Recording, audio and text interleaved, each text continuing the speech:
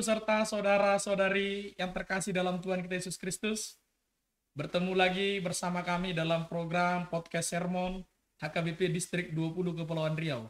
Bapak Ibu serta saudara-saudari, pertemuan kita kali ini akan membahas sermon Evangelium untuk Minggu Advent yang ketiga. Sebelum kita mendengarnya amang-inang, mari kita mulai dengan berdoa. Kita berdoa. Bapa di dalam Yesus Kristus, kami mengucap syukur kepadamu yang selalu memberkati kami, para hamba-Mu dan para jemaat-Mu dimanapun kami berada. Sampai saat ini Tuhan selalu memberkati dan menyertai kami. Pada pertemuan kali ini Tuhan, kami mau bersama-sama mendengar firman-Mu yang menjadi berita sukacita di Minggu Advent yang ketiga.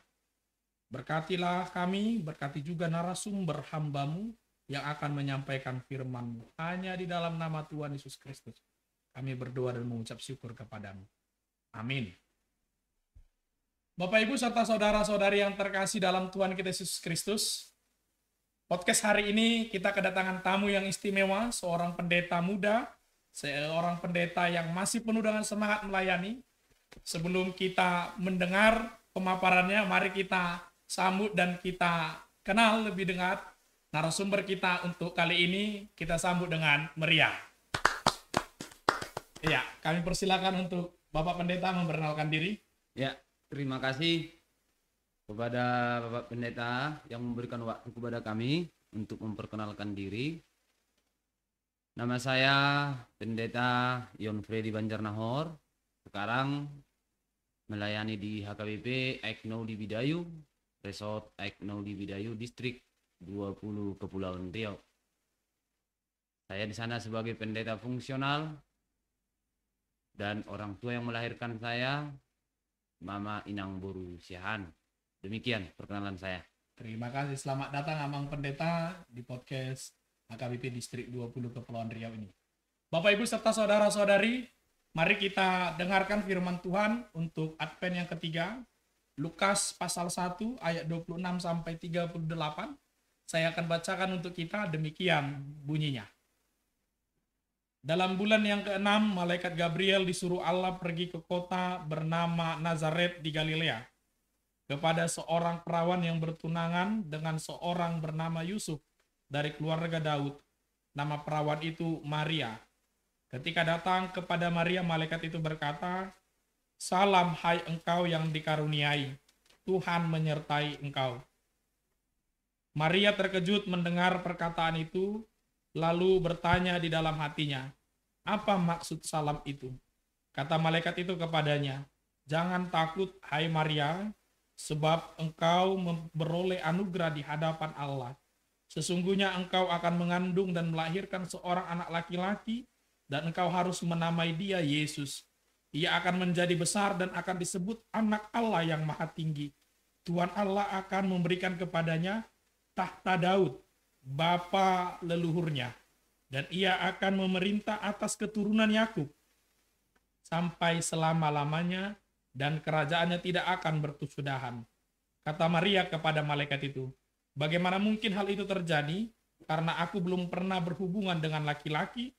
Jawab malaikat itu kepadanya, "Roh Kudus akan turun atasmu, dan kuasa Allah yang Maha Tinggi akan menaungi engkau. Anak yang dilahirkan itu kudus dan akan disebut Anak Allah. Lihat, Elisabet sanakmu itu, ia pun sedang mengandung seorang anak laki-laki pada hari tuanya, dan inilah bulan yang ke-6 bagi dia, yang disebut mandul itu. Sebab bagi Allah tidak ada yang mustahil." Kata Maria, "Aku ini hamba Tuhan, jadilah padaku menurut perkataanmu itu." Lalu malaikat itu meninggalkan dia. Demikian bunyinya. Bapak Ibu serta saudara-saudariku yang terkasih, mari kita dengarkan penjelasan teks ini dari narasumber kita, Bapak Pendeta Banjarnahor. Kami persilahkan, Bang Pendeta. Ya, terima kasih kepada Bapak Pendeta yang telah memberikan waktu kepada kami untuk memberikan sedikit tentang nats kita yang di Lukas 1 ayat 26 sampai ayat 38. Dari nats ini kita dapat mengetahui dan kita sudah memasuki minggu-minggu Advent. Terlebih minggu ini adalah minggu Advent yang ketiga, di mana kita mengetahui Minggu Advent bukan hanya mengenang penantian para nabi dan umat Allah di masa perjanjian lama, tetapi juga harapan ke masa depan, yaitu penantian gereja kepada Kristus yang akan datang kembali. Yang menjadi pertanyaannya, kapankah Yesus akan datang kembali ke dunia ini? Di Alkitab mengatakan kedatangan Yesus tidak terduga. Bahkan Yesus sendiri sudah mengatakan kepada para murid-muridnya, kedatangan Yesus di Matius 24 ayat 3 sampai 14, Yesus mengatakan, waspadalah supaya jangan ada orang yang menyesatkanmu. Yesus tidak mengatakan kapan dia akan datang, tetapi Yesus mengatakan supaya manusia waspada, berjaga-jaga kapanpun Yesus akan datang. Melalui Advent ketiga ini, kita semakin mengetahui atau memahami bahwa kelahiran Yesus Kristus membawa harapan bagi dunia untuk keselamatan manusia. Inilah yang dikatakan kasih karunia Allah yang diberikan kepada manusia. Dalam perjanjian lama kita bisa melihat bahwa kasih karunia itu berasal dari bahasa asli, bahasa Ibrani, yaitu ken, di mana maksud dari kasih karunia ini dikenakan kepada perbuatan kebaikan seorang atasan kepada bawahan, yang sebenarnya seorang bawahan tidak layak untuk menerimanya. Dan seperti itulah Allah memberikan kasih karunia-Nya kepada manusia. Dan kasih karunia dalam perjanjian baru dari bahasa Yunani kita bisa melihat, yaitu dengan karis, yang secara umum kasih karunia itu adalah anugerah ataupun kemurahan hati. Ini dihubungkan dengan keselamatan dari Allah bagi manusia di dalam Kristus. Itulah kasih karunia yang diberikan Allah kepada manusia. Dari nats ini kita bisa melihat, Bapak, Ibu, Saudara-saudari yang dikasihi Tuhan Yesus Kristus, yang pertama malaikat Gabriel pergi kepada Maria untuk menyampaikan berita kelahiran Tuhan Yesus. Maria adalah seorang perempuan perawan yang berasal dari kota Nazaret. Memang Maria sudah bertunangan dengan Yusuf. Tetapi kita bisa melihat, Bapak, Ibu, Saudara-saudara yang dikasihi Tuhan Yesus Kristus, mulai dari perjanjian lama di Yesaya 7 ayat 14 sudah dikatakan bahwa Mesias akan dikandung oleh perempuan muda dan akan dinamai Immanuel. Itulah sekarang yang sampai kepada kelahiran Tuhan Yesus melalui Maria, seorang perempuan muda yang masih perawan. Dan pada saat pertemuan pertama, malaikat memberikan salam kepada Maria dengan ucapan, "Hai, engkau yang dikaruniai, Tuhan menyertai engkau." Kita melihat Maria adalah orang yang beroleh kasih karunia. Kita melihat Tuhan memilih bukan dari latar belakang yang harus seperti ini, bukan dari latar belakang yang harus orang yang kaya ataupun seperti itu dan yang lain-lain. Tetapi hanya seorang perempuan yang sederhana yang dipilih oleh Allah melalui kasih karunia yang diberikan Allah. Dalam nats ini kita juga melihat bahwa Maria merasakan terkejut, bagaimana saya seorang yang masih muda, saya seorang yang masih perawan bisa melahirkan seorang anak. Dalam nats ini sangat jelas dikatakan melalui malaikat juga memberikan kekuatan kepada Maria. Jangan takut. Disinilah Bapak, Ibu, Saudara-saudari Tuhan Yesus Kristus kita melihat bahwa Tuhan memberikan kasih karunia, bahwa Tuhan menyampaikan kasih karunia kepada kita. Kadang itu bisa di luar pikiran kita. Kadang Tuhan memilih kita dengan pikiran yang tidak masuk di akal.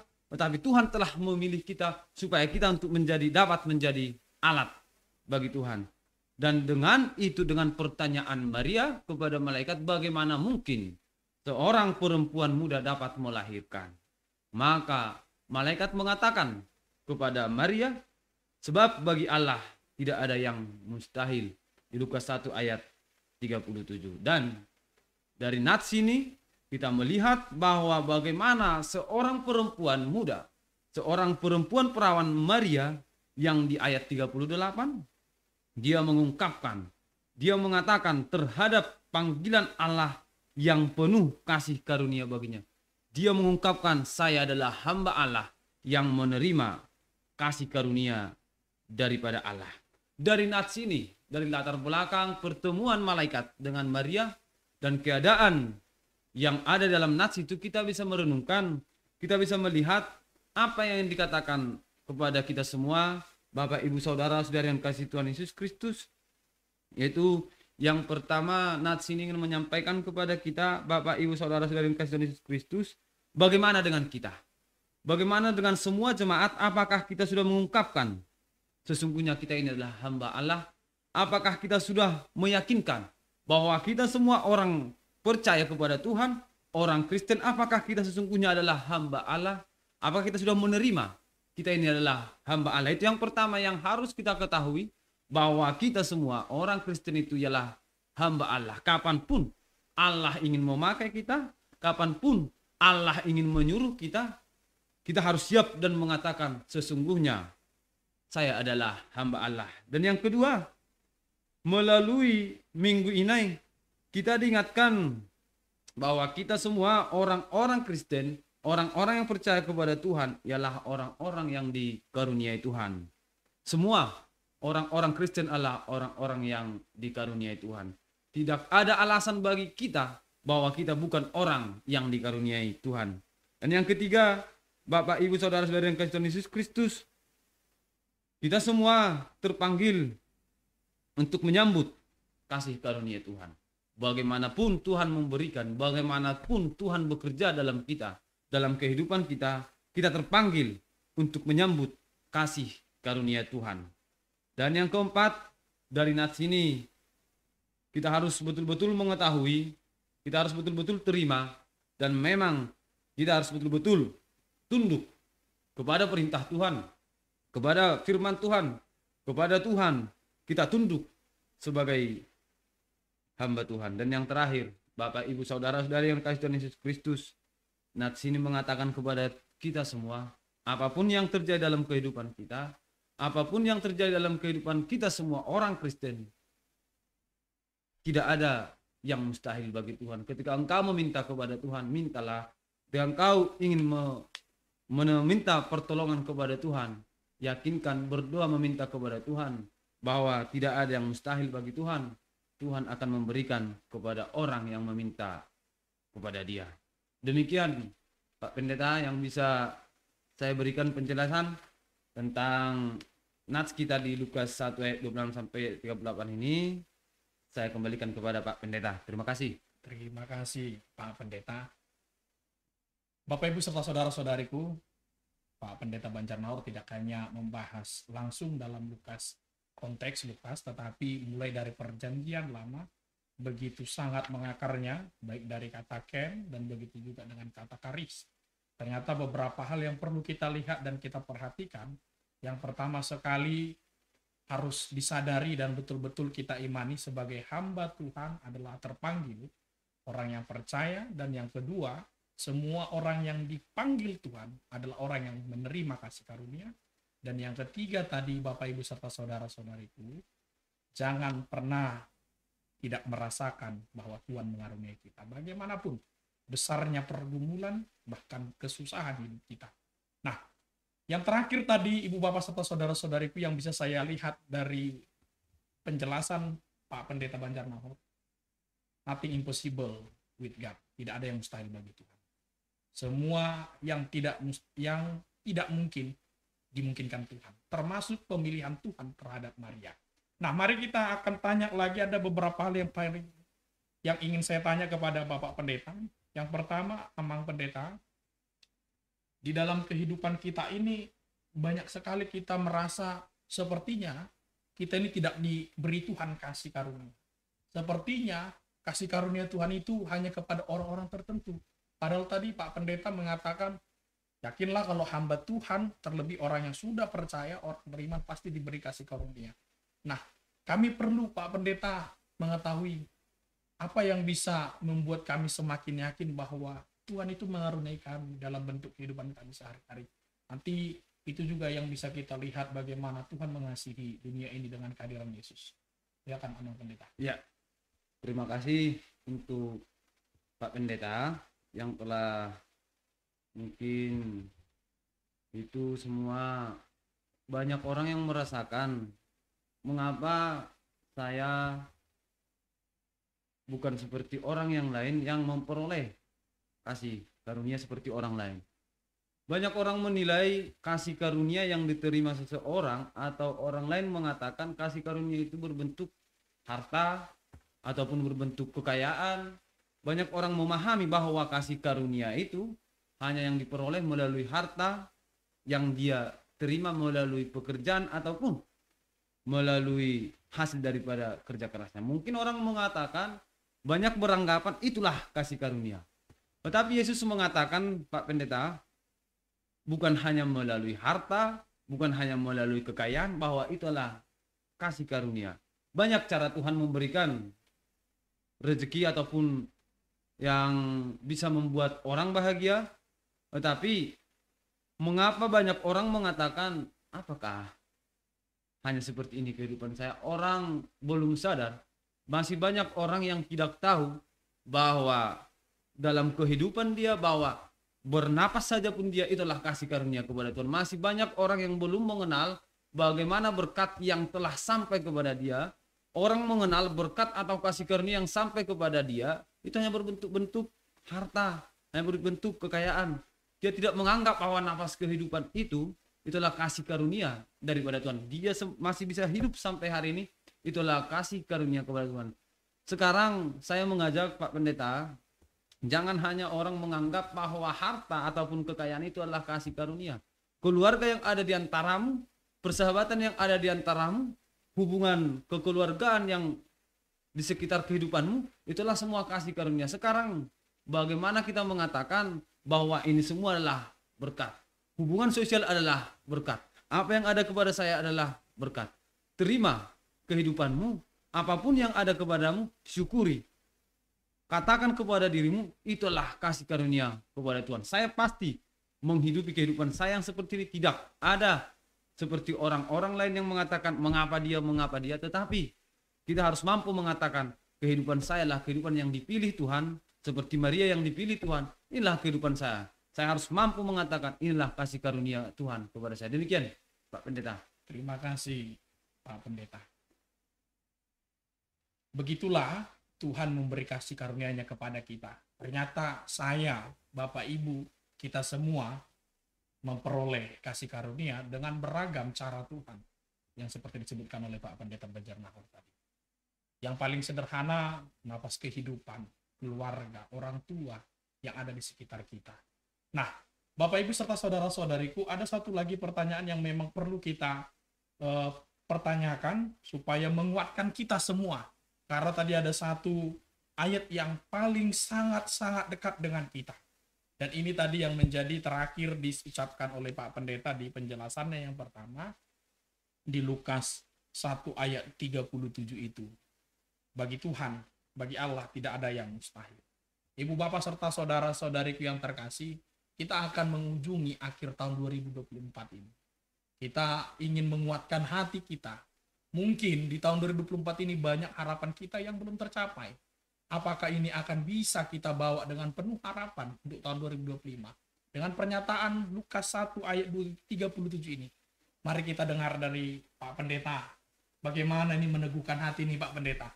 Apakah tahun-tahun yang akan datang juga Tuhan berikan kejutan, bahkan berkat yang luar biasa seperti kepada Maria? Tidak ada yang mustahil bagi Tuhan. Silakan Pak Pendeta. Terima kasih Pak Pendeta untuk penguatan bagi kita, terlebih dari nats kita yang di Lukas 1 ayat 37 ini. Bapak Ibu saudara-saudari yang dikasihi Tuhan Yesus Kristus, mungkin di tahun 2024 ini tidak sesuai dengan harapan kita.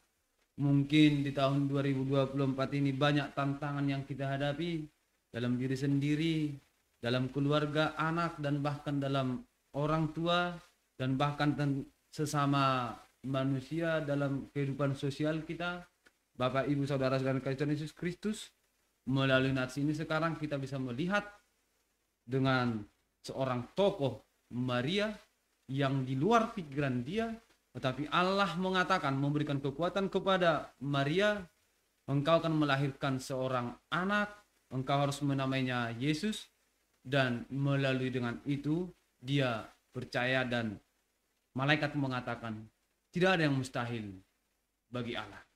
Demikian juga Bapak Ibu Saudara-saudara yang kasih Tuhan Yesus Kristus, berat kehidupanmu ataupun susah kehidupan yang kita lalui di tahun 2024 ini, melalui nats ini kita diberikan kekuatan Bapak Ibu Saudara-saudara yang dikasih Tuhan Yesus Kristus. Semoga sampai pada tahun 2025 nanti, yakinkan dirimu, minta kepada Tuhan, teruslah berdoa, terus meminta kepada Tuhan, karena tidak ada yang mustahil bagi Tuhan. Sebanyak apapun masalah yang kita lalui, ingat, kitalah yang dikasihi oleh Tuhan Yesus Kristus. Ingat Bapak Ibu Saudara-saudara yang dikasihi Tuhan Yesus Kristus, kita adalah orang yang percaya Tuhan akan memberikan kepada kita ketika Tuhan sudah melihat keseriusan kita dalam kehidupan ini. Maka Tuhan akan mengatakan, akan memberikan apa yang kita minta. Dan dengan nats ini yang di Lukas 1 ayat 37, itu akan nyata dalam kehidupanmu. Apa yang engkau minta dengan doamu, dengan keseriusanmu, itu akan terjadi. Tidak ada yang mustahil bagi Tuhan. Demikian Pak Pendeta. Terima kasih Pak Pendeta. Tentu ini yang menguatkan kita Bapak Ibu serta saudara-saudariku. Ada dua poin yang paling ditekankan oleh Pak Pendeta Banjarnahor. Ingatlah kasih karunia Tuhan. Dan yang kedua, tidak ada yang mustahil bagi Tuhan. Orang yang dikaruniai Tuhan, orang yang dikasihi Tuhan, selalu merasakan segala hal-hal yang mustahil, yang mustahil dalam hidupnya. Dan itu tidak mustahil bagi Tuhan. Orang yang dikasih karuniai Tuhan, orang yang dikasihi Tuhan, pasti merasakan bagaimana kehebatan Tuhan menolongnya. Bagaimana Tuhan memberkati dia. Begitu juga dengan Maria. Nah, sebelum kita mengakhiri podcast ini Bapak Ibu serta saudara-saudariku, karena ini masuk minggu Advent ketiga Pak Pendeta, karena kita akan masuk ke dalam masa penantian 2 minggu terakhir. Saya mau minta kepada Pak Pendeta closing statement, pernyataan terakhir dari teks kita ini kepada minggu Advent ketiga, bagaimana kita sebagai orang beriman, orang percaya, orang Kristen, menantikan hari kedatangan Yesus yang kedua kalinya lagi, dengan euforia, dengan perayaan, dengan iman, dan sukacita di Natal yang akan kita masuki beberapa minggu yang akan datang. Silakan Pak Pendeta, closing statement ya. Ya, terima kasih Pak Pendeta. Yang bisa saya berikan bagi kita semua dalam penantian kelahiran Tuhan Yesus Kristus yang kedua kalinya, kedatangan Tuhan Yesus Kristus yang kedua kalinya, sebagai orang Kristen, hendaknya kita tunduklah sebagai hamba Allah. Tunduklah kepada Tuhan. Hidupilah imanmu, hidupilah firman Tuhan, dan teruslah berkarya demi nama Tuhan. Demikian Pak Pendeta. Terima kasih Pak Pendeta. Nah, hidupilah panggilanmu sebagai hamba Tuhan. Semua orang percaya sebagai hamba Tuhan. Kita akan akhiri Bapak Ibu saudara-saudariku. Tapi saya lihat narasumber kita sepertinya tegang sekali dan seluruh penjelasannya sangat rinci. Silakan minum dulu Pak Pendeta, supaya lebih rileks kita. Bapak Ibu serta saudara-saudari yang terkasih, demikianlah sermon podcast kita untuk Advent ketiga. Semua orang yang percaya menjadi hamba Tuhan, menerima kasih karunia Tuhan, dan merasakan hal-hal yang luar biasa. Sebab bagi Tuhan tidak ada yang mustahil. Terima kasih banyak Pak Pendeta. Sama-sama. Untuk penjelasan Lukas 1 ayat 26 sampai 38 ini. Saya meminta Pak Pendeta untuk menutup podcast kita ini dengan berdoa. Saya berikan waktu. Terima kasih. Kita satukan hati kita berdoa. Terima kasih Tuhan untuk berkat-Mu yang masih dapat kami rasakan hingga pada saat ini. Terlebih dalam podcast hari ini Tuhan, melalui para hamba-Mu yang memberikan kekuatan bagi kami semua untuk dapat menghidupi Tuhan panggilan kami masing-masing. Dan kami sebagai hamba-Mu yang akan selalu tunduk kepadamu. Berikan kekuatan Tuhan bagi kami untuk menghidupi firman-Mu. Berikan kekuatan bagi kami Tuhan, supaya kami dapat melakukan firman-Mu terlebih untuk melampaui tahun 2024. Kami mohon kepadamu Tuhan, lindungi kami, berkati kami dalam setiap kegiatan kami, dan semua jemaat-Mu Tuhan dimanapun berada. Engkau berkati semua jemaat-Mu Tuhan. Dalam nama anak-Mu Tuhan Yesus Kristus, kami berdoa dan mengucap syukur. Anugerah dari Tuhan Yesus Kristus dan damai sejahtera dari Allah Bapa dan persekutuan Roh Kudus, itulah yang menyertai kamu sekalian. Amin. Demikian Bapak Ibu serta saudara-saudariku yang terkasih, podcast sermon hari ini. Kiranya Tuhan selalu menyertai dan memberkati kita. Teriring salam dan doa dari kami, seluruh para pelayan podcast sermon HKBP Distrik 20 Kepulauan Riau. Tuhan Yesus memberkati. Horas.